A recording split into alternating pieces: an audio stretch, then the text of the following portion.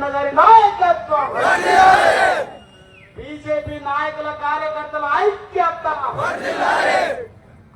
దయచేసి मित्रों गमनिंचाली मेरे मुसलमान भाइयों भी मेरे को देखते जा रहे रो पे तो मेरे सामने दिख रहा हूँ पूरी तरह मेरे को आशीर्वाद दे रहे उन्होंने मुझे क्योंकि मैं सेक्युलर हूँ। बीजेपी भी सेक्युलर ही है। पहला उर्दू में शुरू करा, मैं आखिरी में सब महिलाओं को पहुंचा दूंगा मोदी का मैसेज।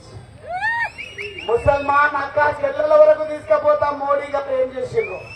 దానికంటే ముందు గౌరవనీయులు డాక్టర్ సోలంకి శ్రీనివాస్ గారు పార్టీ స్పోక్స్ పర్సన్, మరొక స్పోక్స్ పర్సన్ అన్న సుధాకర్ రెడ్డి గారు, దిలీపాచారి గారు, రఘునందన్ రెడ్డి గారు, అదేవిధంగా నరేందర్ రావు గారికి అయితే చేయగొట్టిన కాబట్టి ఆయన పేరు చెప్పట్లేదు.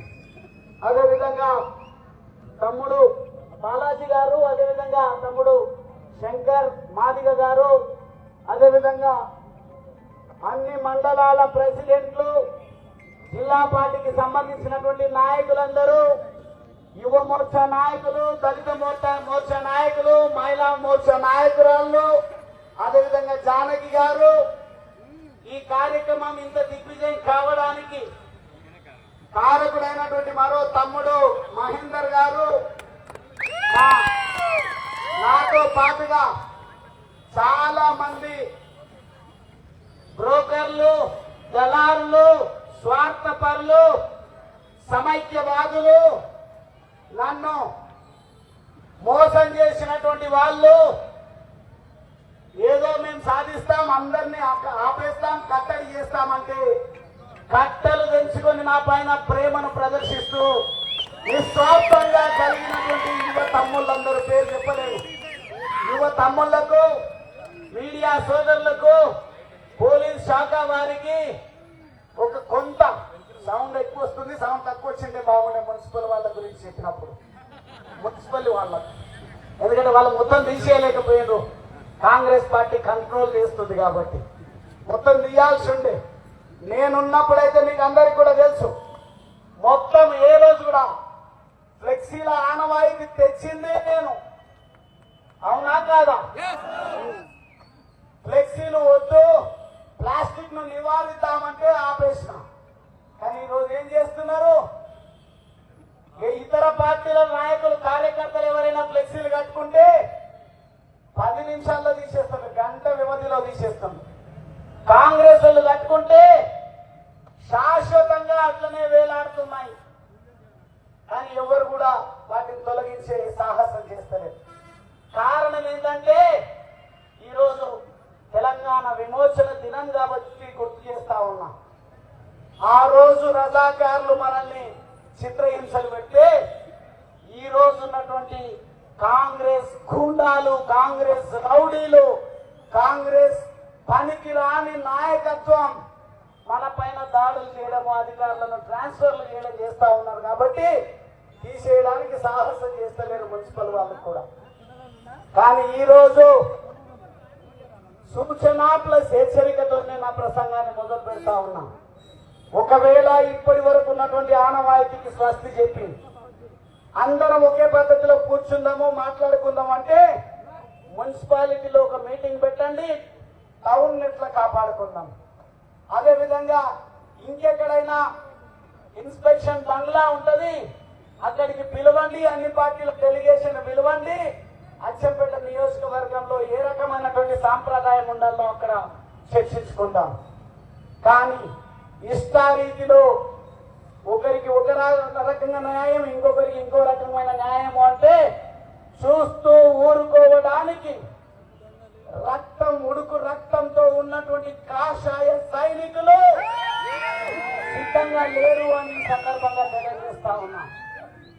మీరు బాబాసాహెబ్ అంబేద్కర్ చిత్రపటాన్ని పార్లమెంటులో పెట్టలేదు 10 సంవత్సరాలు, 40 సంవత్సరాల పైసలకు అధికారంలో ఉన్నా.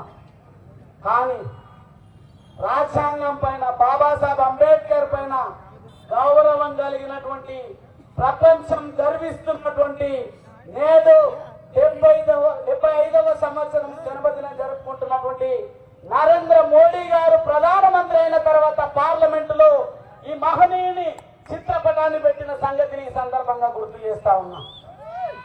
ఈరోజు ఈ మహనీయుడి పాదాల దగ్గర నుంచి మాట్లాడాలని నేను ఆచారన్న కిందికి వచ్చి మాట్లాడుతున్నాను.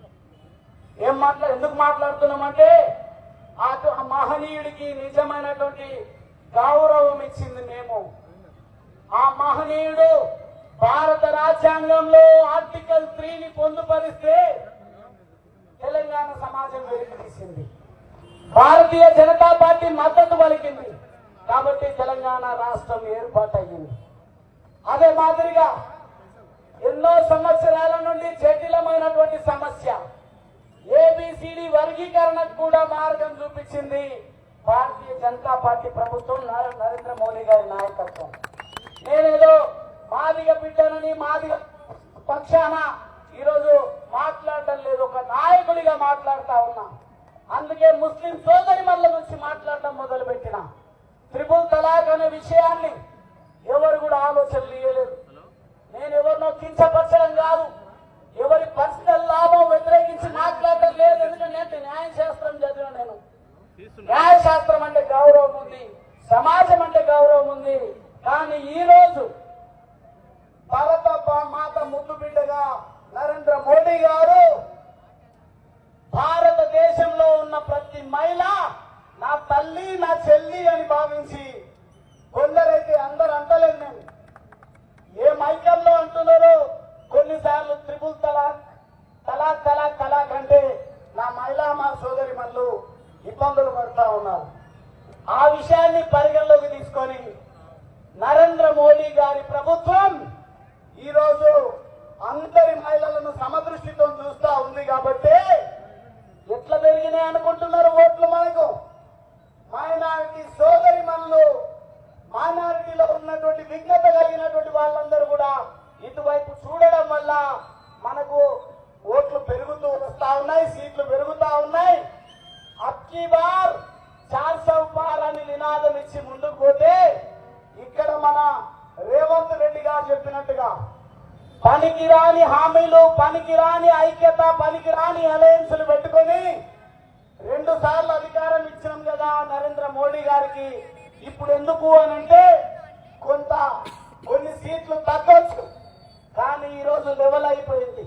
ఎట్లా లెవెల్ అయింది? సామాన్య చదువు రానటువంటి వాళ్ళు ఓటేస్తే కాదు, చదువుకున్న విద్యలు, ప్రజా ప్రతినిధులు, ఎంపీలు అంచనాకు మించి భారతీయ జనతా పార్టీ నియమించినటువంటి ఉపరాష్ట్రపతిని రాధాకృష్ణన్ గారిని 15-20 మంది ఎంపీలు అత్యధికంగా ఊహించని విధంగా ఓట్లేసిందంటే రేపు భవిష్యత్తులో డీలిమిటేషన్ జరిగి సంఖ్య పెరుగుతాయి. ఇది 600కు పోతుందా 700కు పోతుందా తెలియదు భారతీయ జనతా పార్టీ సీట్ల సంఖ్య. కానీ ఇదే సంఖ్య కనుక ఉంటే నేను ఈ రోజు అంబేద్కర్ పాదాల చెంతన చేరి చెప్తా ఉన్నా, ఖచ్చితంగా 400 పైసలకు మెజారిటీతోన మరొక్కసారి భారతదేశానికి నరేంద్ర మోడీ గారు ప్రధాని కాబోతా ఉన్నారు అని సందర్భంగా తెలియజేస్తా ఉన్నా. అట్లా ఎట్లా చెప్పగలుగుతావు అని అంటే ఈ రోజు అచ్చంపేటలో 2000 ఉన్నాయి, 3000 ఉన్నాయి, 4000 ఉన్నాయి ఓట్లు ఎట్లా సాధ్యమైంది అని అంటున్నారు. రోజు చేస్తుంది కాంగ్రెస్ పార్టీ, అదేవిధంగా టిఆర్ఎస్ పార్టీ. పువ్వుల బాలరాజు ఒక్కడే వదిలిండు. ఇక సంకల్ జబ్బలు తలుచుకోవడమే కాకుండా నేను పార్టీ మారుతున్నానగానే కొంతమంది పనికి రాని వాళ్లతో నా మీటింగ్లు పెట్టించాను. మళ్ళీ పువ్వుల బాలరాజ్ ఒక పవిత్రమైన రోజు, మోడీ గారి పుట్టినరోజు, తెలంగాణ విమోచన దినము, విశ్వకర్మ దినోత్సవం రోజు, జన్మదిన రోజు ఈ రోజు ఇక్కడ అడుగు పెడుతున్నాము అని అంటే నిన్న TRS party working president Achampet నుండి చాలా నిఖార్స్ అయినటువంటి వాళ్ళు, నిఖార్స్ అయినటువంటి నాయకులను పిలిచి మీటింగ్ పెట్టి 28 తారీఖు వస్తాడంట. ఎందుకు వస్తాడో టౌన్ లో మనము ముఖ్యమంత్రి కేసీఆర్ గారు ఉన్నప్పుడు ముఖ్యమంత్రిగా నేను సాధించినటువంటి ఉమామహేశ్వర రిజర్వాయర్, చెన్నకేశవ రిజర్వాయర్ శంకుస్థాపన చెయ్యాలని వారి సూచన మేరకే నేను ప్రాధేయపడి సాధించినటువంటి నిధులతోన ప్రాజెక్టుకు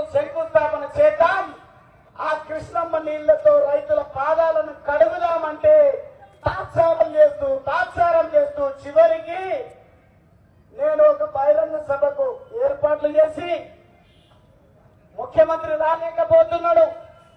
కేటీఆర్ గారు మున్సిపల్ శాఖ మంత్రిగా ఉన్నాడు. వాళ్ళు వస్తే నేను చదువుకున్నటువంటి వాడిని కాబట్టి వాళ్ళని ఏమనరు.